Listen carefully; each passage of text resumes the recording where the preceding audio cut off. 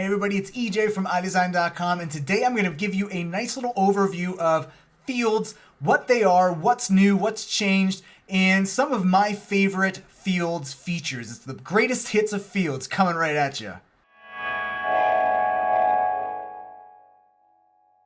Alright, so here's our little flippy hemisphere scene that I'm going to be using to break down what fields are and really just some of my favorite fields features, just because to cover all of the fields features is going to take a very many tutorials. So this is going to be more of a greatest hits, like some of my favorite fields features. So let's just get to making the scene and getting these little hemispheres doing a little twirly doodle.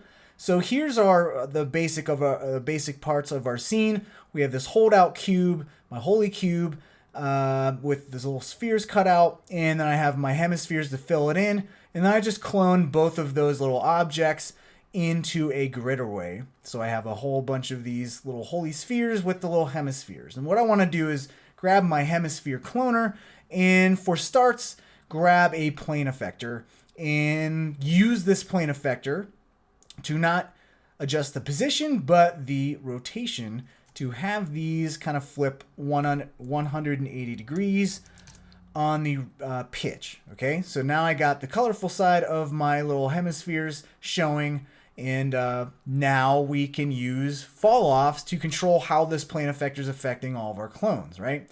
Now this is where everything completely changes. Is most of the effector system is basically intact, but where everything changes is the fall-off. And you're going to see we have fall-offs are now called fields, and if I twirl down my field objects, you can see that, okay, this looks familiar.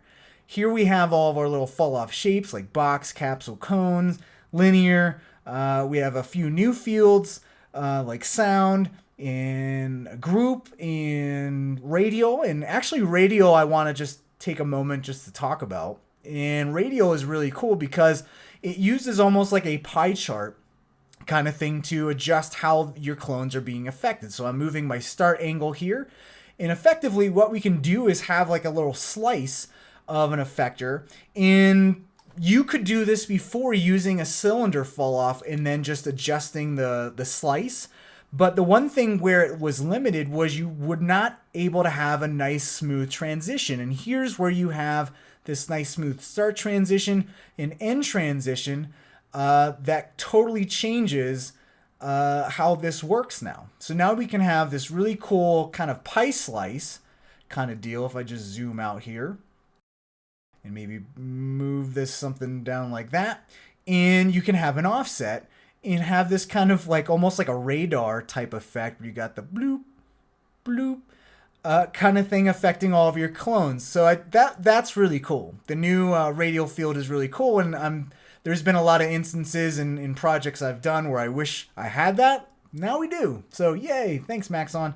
And I'm just going to delete that. And you're going to notice that when you got to be careful when you delete things, because sometimes they delete the plane effector. So I'm just going to select that radial field and just delete that versus the plane effector. So now what I'm going to do is let's just grab a cylindrical field, and let's just scale this up in the height and the radius here in the field tab. And you're going to notice that we can, on a surface level, what's changed is fields can now be used as a bunch of layers. So we can stack a bunch of fields together. Each layer has an opacity. Each one has a blending mode, just like in Photoshop or After Effects. And we have two little icons here that will make a lot more sense if I just go ahead and, for the time being, just delete all of my materials that were applied to my cloner. So now if I go back to my plane effector, okay, you're going to see that we have these two icons. Now this icon, if you uncheck it, disables the plane effector, or at least this fall off field, from affecting the cloner's position, scale, or rotation. So any of the values or parameters, okay? So if I toggle that on and off, that's affecting our parameters being changed. Now this other little option here, this little color wheel, changes whether or not this field is changing the color of the clones. And when you can change the color of the clones, you can also use like a color shader to then use it in material. So you can pump in this the colors being used through these fields to, actually make a material. So that's really cool. And you can see in the color remap, you can actually choose what color you want. Now, before I felt this was always like a kind of weird option to understand in the old system, but I feel like now with this new layer system, and it's just so easy to be able to visually see what's going on, that it makes a lot more sense, at least to me.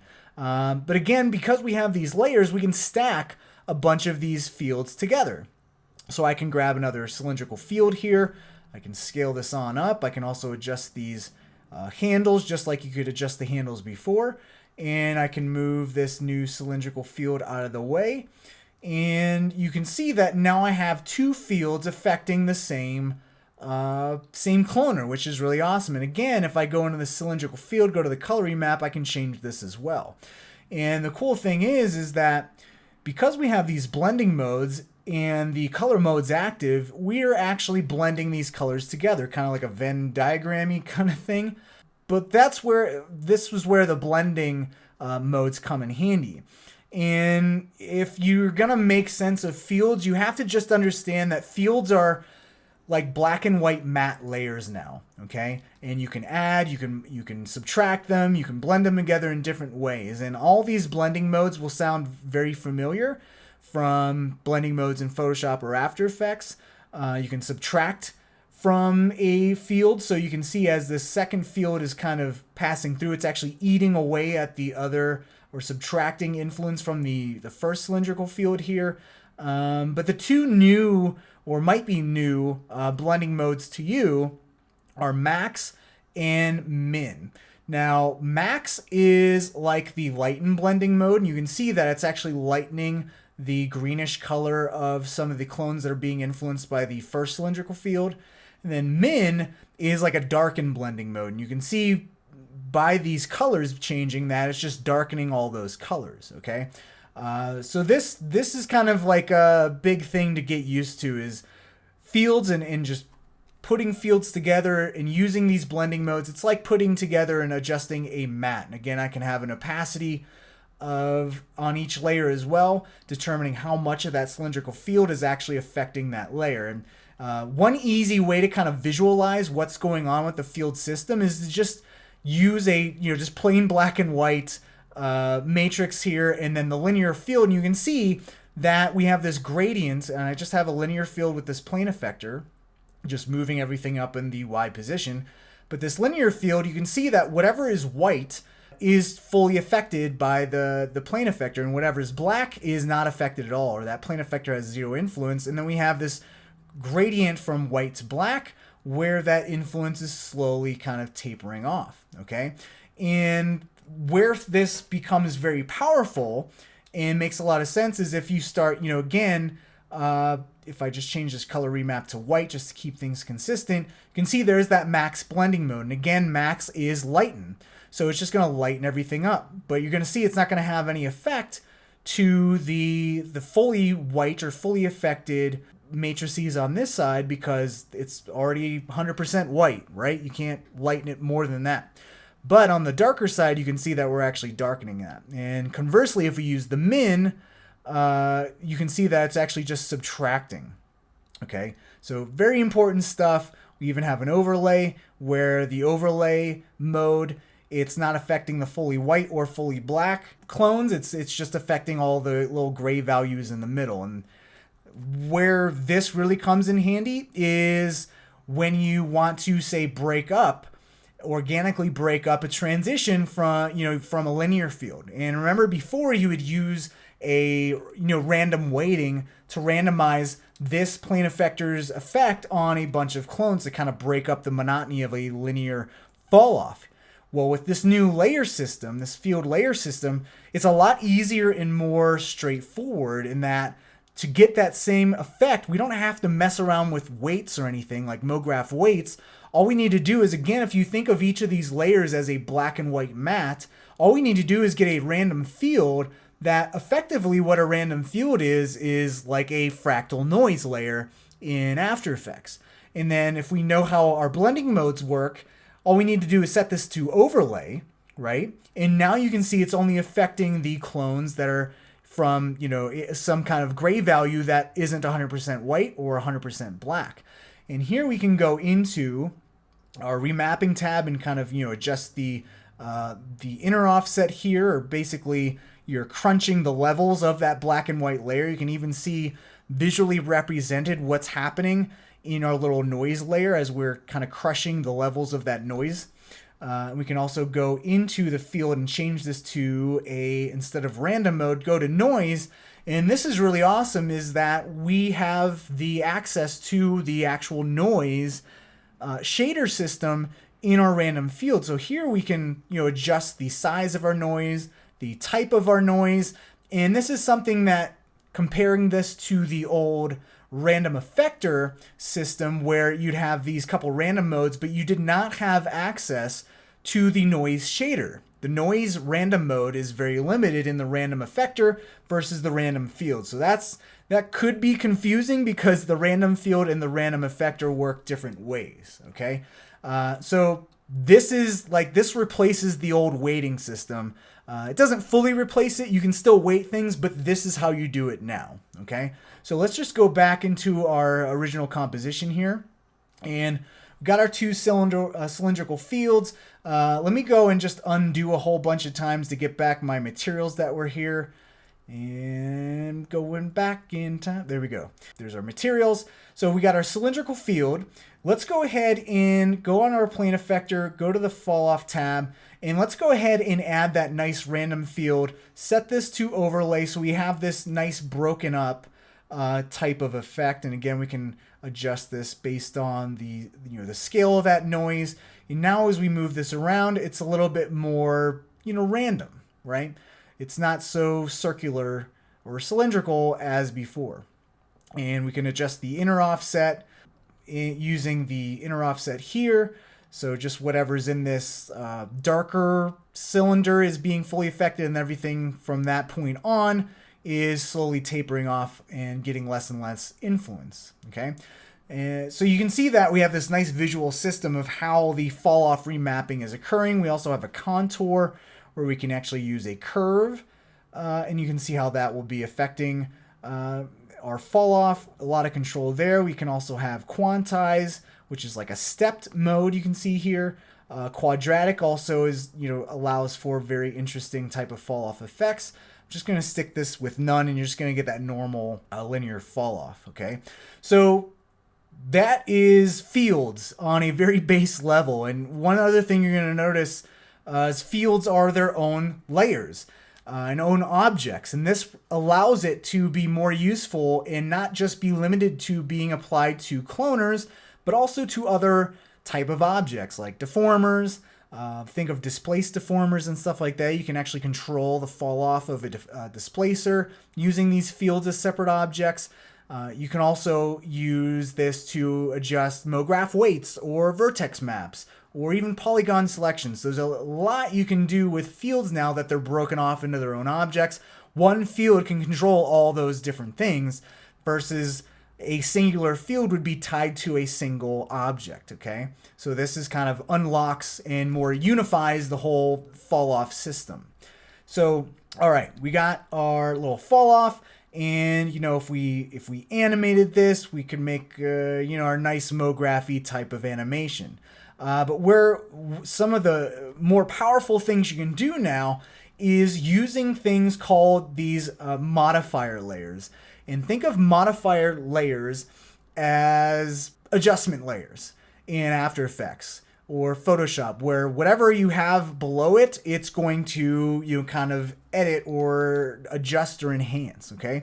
So you're going to see that in our modifier layer, we actually have a delay layer. We also have, we still have our delay effector, which works the exact same way. But here we can use a delay on an actual field layer system, okay?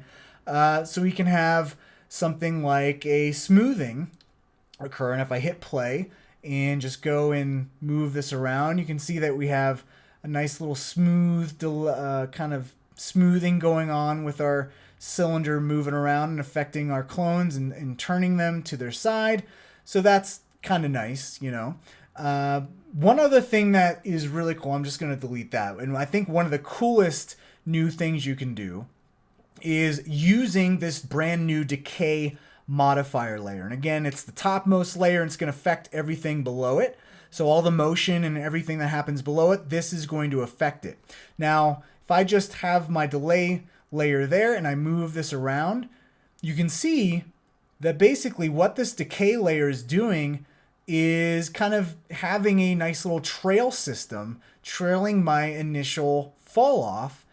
And it's kind of like, it's almost like the delay, but it doesn't have that like nice smoothing. It just kind of snaps. So this is super, super cool. It's almost like you're painting with a fall off, and that paintbrush kind of like dries up. You know, we have this paint stroke that kind of dries up behind it. And this is just a super cool effect. And one of the coolest things you can do with the decay layer is you can see this effect strength. If I bring this up to, say, 87, you can see that what that's going to do is slow down that effector, that clone, to go back to its original state. Okay, so you see all this delay happening basically, or decay of the strength on each of those clones, which is really cool. Now, let me just make sure my cylinder didn't go too far above. I think I accidentally moved it down. So let me just make sure it's intersecting there. But let me let's just go to the above view here. We can actually see the color remap. You can see exactly what's happening. And actually, let's go to this. You're not going to see it because I don't have the delay colors on. But if I have the cylinder field, now you can see the color as it kind of fades. And let me choose a different color because make it a lighter color there. Okay, cool. And now you can better see what's happening. As this is passing through, that color is kind of going through, and the effect of that plane effector is passing through, and it's slowly decaying over time. Okay, so this is super cool. I absolutely love playing around with decay. And one other thing that it can do is if you push this effect strength all the way up to 100, and I move this cylindrical field around, you can see that what's happening is it's painting over and it's staying. It's that clone effect strength is staying the same. Okay, so it's almost like it's triggering this cloner effect and it's keeping it that way. So again, this is like painting. Okay, I'm just like coloring this in, and as this fall off passes through, it's affecting and then keeping that full strength effect of that effector to that clone. So we can like basically trigger a lot of cool things using this new decay modifier layer, where things just, once it passes through, a fall off passes through, it stays affected. Okay. And you can see that some of these values have bright green, some have dark green. So, if you wanted to be fully affected, you just have to go over it a few times. I swear it's like coloring with Mograph. It's almost like a crayon or a marker where you're coloring in the the effector's effect on those clones. And this is super, super powerful, the decay effect here. Again, if it's anything less than 100, it's going to just decay back to its original state, or the original cloner state. Okay, so one thing that's really cool is we can start to like combine all these things together.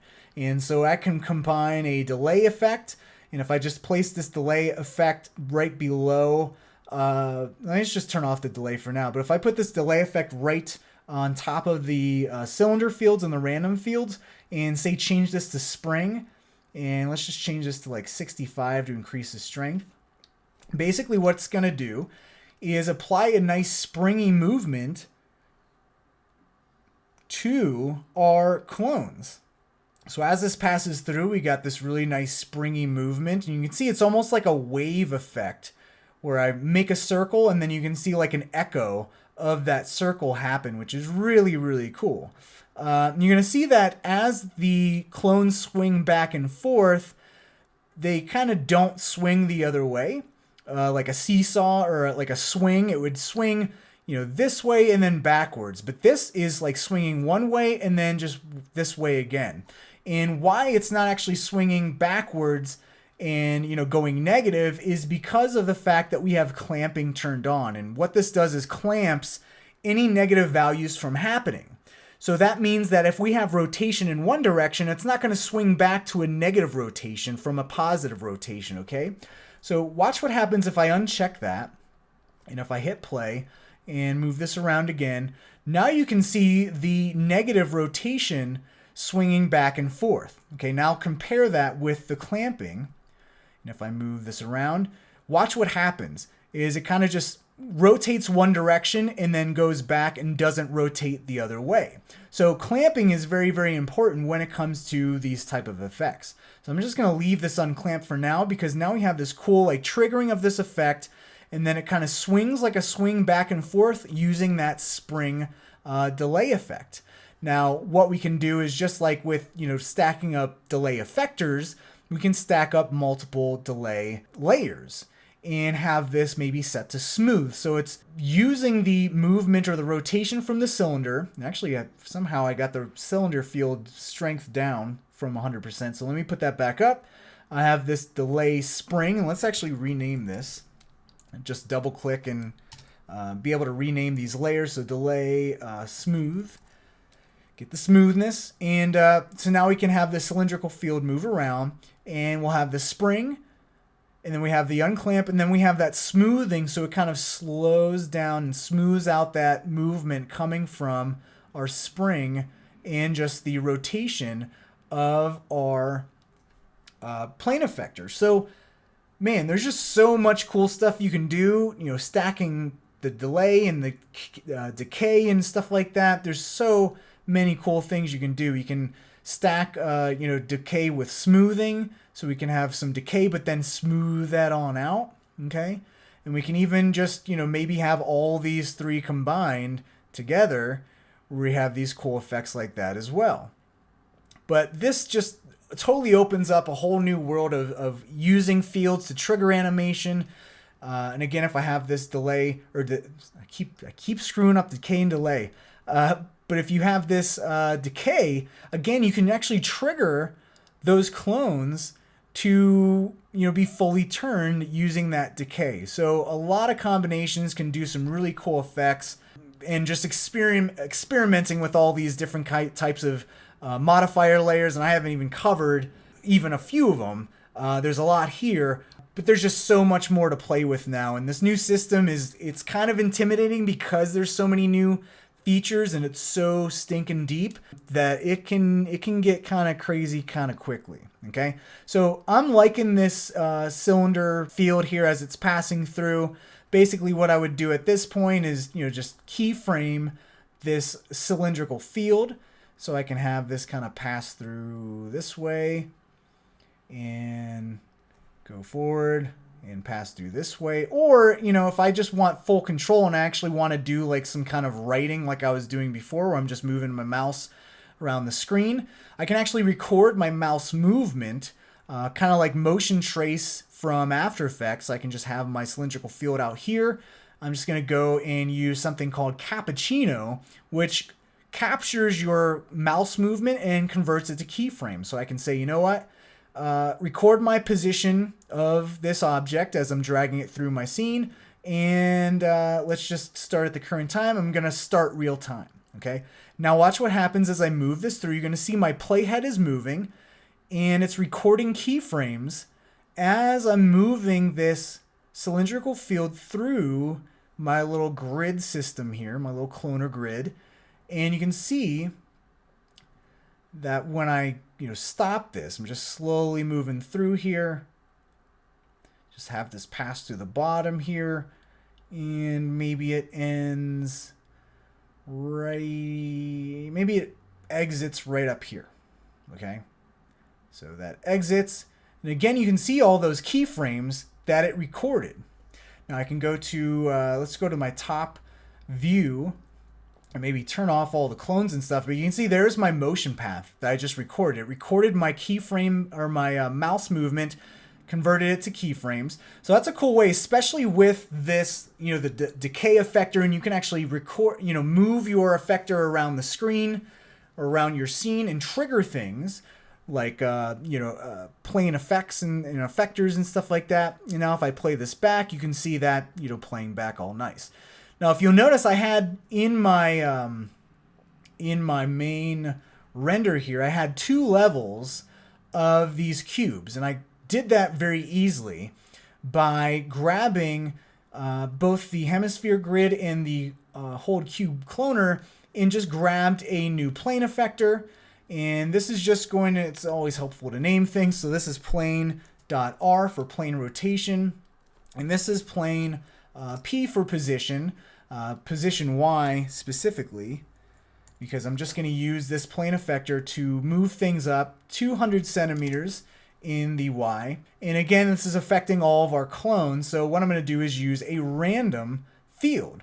And now you're going to see that that's going to then randomize the strength of that plane effector as it's being applied to all our clones. Now, because of the fact that the random field is, a black and white noise layer, and you have all different types of gray values, it's, unless you go and, go to our random field and adjust the inner offset here, just adjust things this way, you really can't get like 2 levels. And this is where utilizing some of the brand new, modifier layers is really cool. And one of the ones that I feel like is super cool to use is the Quantize.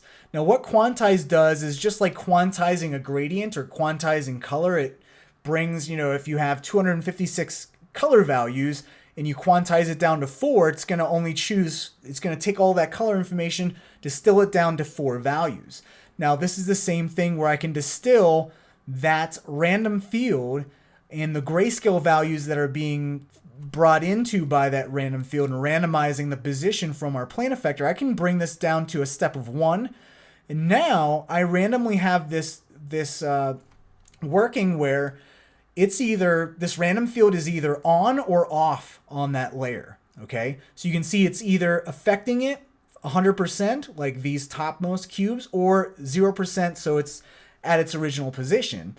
And here's where I can adjust like the random seed and get all kind of cool kind of orientations in 2 different levels here as well. Again, I know this, that 200 for the plane position works because my cube is 200 by 200 by 200, so that's why this is working. So now instead of having my fall off kind of pass through, I now have it affecting 2 levels of these little cubes here. Now, another thing that's really cool, and I'm going to go just because the scene's getting a little bit nutty, is going to my little test scene here, and let's just make sure we have my matrix object, got my plane effector here. One thing that's really cool too, let me just bring this up to 500 centimeters. So it's just moving everything up. One thing that's really cool and new is all these field layers. So we have, our effectors, but we also have our field layers. And one of the field layers that I love using a lot and is really powerful is the time field. And it works a lot like the time effector, where it just kind of automates animation. And where this animation is coming from right now, so if I go to the layer tab of this time effector, you can see there is a sine wave, which basically goes back and forth, up and down on a sine wave, and you can adjust this rate here.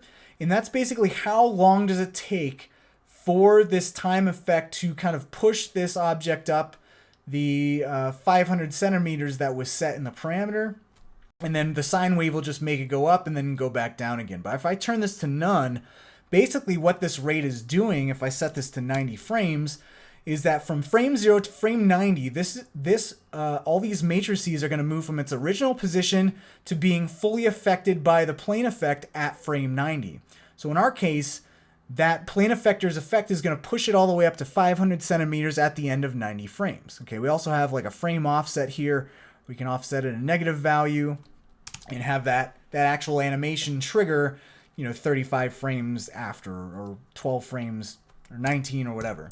But where this is really cool is combining this with a bunch of different modifiers. So we're getting like field inception, because what you can do is use subfields to control how this time field or this time layer is affecting all of our objects here. And let's just go Change this to, why isn't, yeah, there we go. Let's just turn this color on so you can actually see the effect happening over time. So now you can see that it's like from black to white, it's slowly being influenced by that plane effector and moving upwards. But where this gets really powerful is if I say, let me just move this on up so you can see, if I grab a random field to offset that time, you can see that it's actually offsetting everything randomly and offsetting that time as it's affecting all of these clones, which is really, really cool. So I can go into this field, change this from random to noise. Again, I have the full control of adjusting that noise. And this is just super, super cool stuff. Now, one thing that's even cooler is when you use the Quantize here as well, because what this allows you to do is kind of break that up and stagger this in different ways. Now you can use the Quantize either here, or you can quantize it up in the actual field, not in the subfield. So if I use this Quantize here, you can see you get this really, really cool effect. And if I adjust the level of quantizes, we get this really kind of cool stepped animation, like very 8-bitty kind of, 8-bitty, that's a thing, 8-bit type of staggered effect using the Quantize with the randomly offsetted time field here. It's just, there's so many possibilities, like combining all these things together. You know, maybe we use in this layer, let's use like a sine. So we have this going back and forth. It almost looks like, you know, some kind of like cloud or smoke or something like that. But this is something that I was just, you know, playing around with. Looks really, really cool. And the fields within the fields Inception is like, once I knew you could do that, it just totally blew my mind. And again, it's pretty overwhelming, right? I feel like after you, like, just knowing all the possibilities and all the new features, it's going to take, I feel like it's going to take a few years for very talented artists to do cool things with all the new features and then actually show that, hey, this is possible too. It's going to be one of those things. Like, this is totally revolutionizes the old fall off system. So there's a lot that can be done. But again, this is like my favorite new features. I've only started using this, but it's pretty powerful. I feel like if you just solely use, you know, the delay and the decay, I think the decay is probably one of the things I'm going to be using the most to kind of trigger these effects from effectors and stuff like that. I think it's just at a surface level, those kind of things are huge. So greatest hits of fields, my favorite fields. Hopefully you found your favorite in this video, and have fun frolicking through the fields. All right, so that's my greatest hits of some of my favorite fields features. I'd love to know what your favorite features are that you saw and what you're excited about with the new field system. So be sure to leave those comments in the comment section below, as well as any questions you have about fields. It's pretty deep. It's pretty crazy for me to even try to understand at this point, and I've been using it for a few months now. So ask away if you have questions, because I'm sure you do. It's a pretty deep new system, but if you make anything cool based off of this tutorial, I would love to see that as well. So be sure to share it with me on Twitter and Facebook and Instagram. I love to see what my viewers are doing, so be sure to share it with me. And if you like this video, please hit the like button. I'd really appreciate that. And if you like what I'm doing on my channel, please hit the subscribe so you can get the latest and greatest content coming from me or David Ariev with his Octane hotness. But appreciate all of the support you've given throughout all this time and appreciate any continued support. So appreciate your views, and I'll see you in the next one. Bye, everybody.